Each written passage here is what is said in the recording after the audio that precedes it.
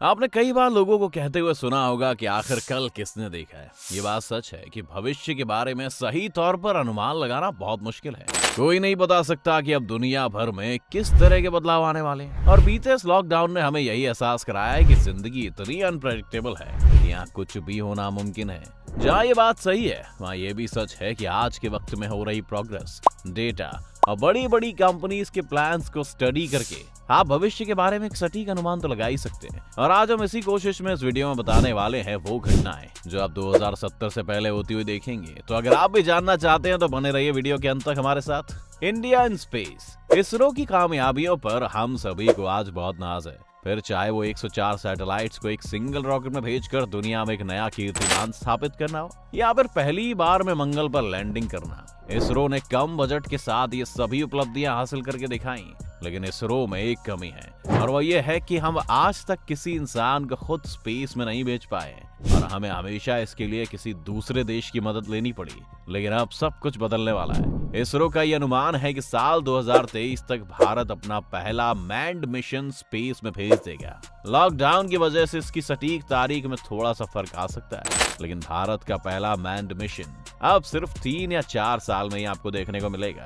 इस अभियान का नाम गगनयान रखा गया है और 10,000 करोड़ रुपए की लागत वाले इस अभियान का लक्ष्य 3 लोगों वाले एक स्पेस क्रू को 5 से 7 दिन तक स्पेस में ले जाकर वापस लाने का है। Rise of population and climate, एक अनुमान के मुताबिक दुनिया के सबसे ज्यादा जनसंख्या वाले देश चीन की जनसंख्या लगातार बूढ़ी होती जा रही है और उनकी वन चाइल्ड पॉलिसी के कारण उनकी पॉपुलेशन ग्रोथ में भी रुकावट आने वाली है, जिसका मतलब है कि भारत 2024 में ही चीन को जनसंख्या के मामले में पीछे छोड़ देगा। 2042 आते आते दुनिया की कुल जनसंख्या 9 बिलियन पहुंच जाएगी और भारत इस वक्त दुनिया का सबसे अधिक जनसंख्या वाला देश होगा।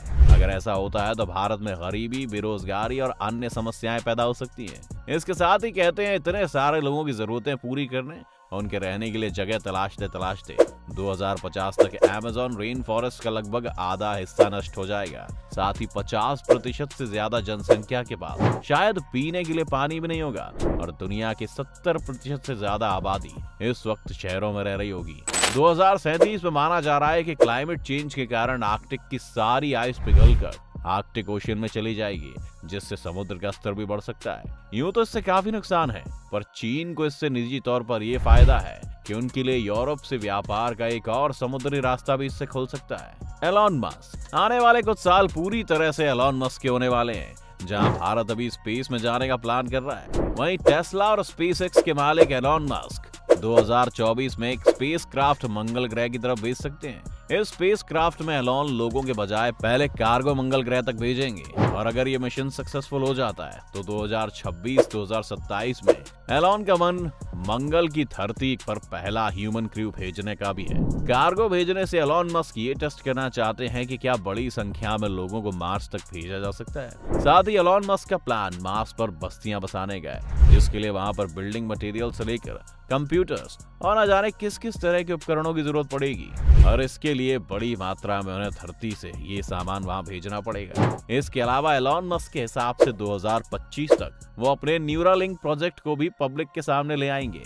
न्यूरालिंक वो प्रोजेक्ट है दोस्तों जिसमें एक इंसान के सर में ड्रिल करके उसके ब्रेन में एक चिप फिट की जाएगी जो ब्रेन की ही इलेक्ट्रिसिटी से चलेगी। इस चिप का मकसद मानसिक रोगों से बीमार लोगों के दिमाग में बंद पड़ गए हिस्सों को फिर से एक्टिव करना होगा, जिससे पैरालिसिस से लेकर कई अन्य समस्याओं से जूझ रहे लोग ठीक हो पाएंगे। एलॉन का मानना है कि 2040 तक आते आते तो ये चिप्स इस तरह से काम करने लग जाएंगी कि 2 इंसान जिनके दिमाग में चिप इंसर्टेड है उन्हें आपस में बात करने के लिए बोलने की भी जरूरत नहीं पड़ेगी और वो सिर्फ इस चिप की मदद से एक दूसरे से इंटरेक्ट कर पाएंगे। International space station and NASA, बहुत से लोग शायद ये बात ना जानते हो कि धरती के बाहर एक इंटरनेशनल स्पेस स्टेशन है जहां हर 6 महीने या साल भर में नए एस्ट्रोनॉट्स रहने जाते हैं और वो वहां से ही धरती को ऑब्जर्व करते हैं। साथ ही स्पेस में बहुत से एक्सपेरिमेंट्स को भी अंजाम देते हैं। 1998 में लॉन्च हुए इंटरनेशनल स्पेस स्टेशन या ISS को 2024 में डिकमीशन किया जा सकता है।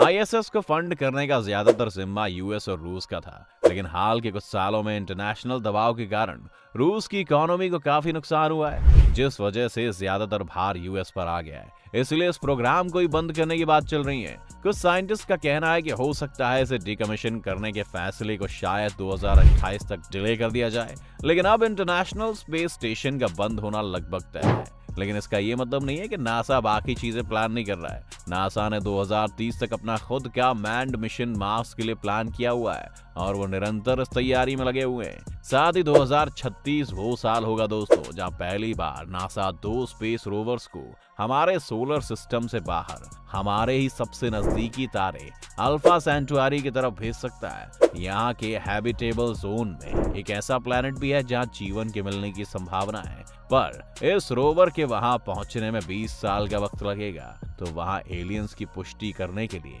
हमें 2056 तक रुकना पड़ सकता है। Electric vehicles and clean energy. दोस्तों, ये अंदेशा लगाया जा रहा है कि अगर नए तेल के कुएं हमें नहीं मिलते हैं तो 2050 तक धरती के सभी फॉसिल फ्यूल खत्म हो जाएंगे। फिर ना गाड़ी चलाने के लिए तेल होगा, ना बिजली बनाने के लिए फॉसिल फ्यूल। इसलिए आप देखेंगे कि 2070 आते आते हम पूरी तरह से इलेक्ट्रिक व्हीकल्स पर शिफ्ट हो जाएंगे और आपको पेट्रोल पंप से ज्यादा चार्जिंग स्टेशंस दुनिया में देखने को मिलेंगे। इसके अलावा हर तरफ स्मार्ट हाईवेज बनाने की भी बात चल रही है, जिन पर गाड़ी चलते चलते खुद ही चार्ज हो सकती है, उसे कहीं भी रुकने की जरूरत नहीं है। एनर्जी के सेक्टर में आप देखेंगे कि 2070 तक हम सोलर और विंड एनर्जी से तो बिजली बना ही रहे होंगे, लेकिन हमारी ज्यादातर बिजली न्यूक्लियर पावर प्लांट से आएगी। चीन जो अभी आर्टिफिशियल सन अपने यहाँ बना रहा है, अगर वो प्रोजेक्ट सक्सेसफुल हो जाता है तो आपको क्लीन न्यूक्लियर एनर्जी मिलेगी, जिससे कोई रेडियो एक्टिव रेडिएशन नहीं निकलेगा और ज्यादातर देश इसी तरीके से बिजली बनाना शुरू कर देंगे। Technological singularity. 2045 साल आपको थोड़ा सा डरा सकता है। कहते हैं कि ये साल टेक्नोलॉजिकल सिंगुलैरिटी का होगा, यानी 2045 तक टेक्नोलॉजी इतनी ज्यादा जटिल हो जाएगी कि किसी भी इंसान के लिए इसे समझ पाना मुश्किल हो जाएगा। ये निश्चित तौर पर वो युग भी हो सकता है जब एआई आखिरकार इंसानों को हर क्षेत्र में डोमिनेट करने लगेगी और इंसानों का उनके सामने कोई मुकाबला नहीं रह जाएगा। इसके तर्क ये भी है कि 2045 तक सभी इंसान अपने अंदर किसी न किसी तरह के टेक्नोलॉजिकल इम्प्लांट्स कराते रहेंगे, जिससे मशीनों के साथ साथ हम भी समांतर गति से विकसित होते रहेंगे। तो ये बातें सुनकर क्या आप भविष्य के लिए एक्साइटेड हैं या आपको धरती की चिंता होने लगी है? आप भविष्य को कैसे देखते हैं हमें कमेंट्स में लिखकर जरूर बताएं। साथ ही अगर ये वीडियो आपको पसंद आया हो तो वीडियो को लाइक करें और ज्यादा से ज्यादा चैनल को सब्सक्राइब करना भी ना भूलें।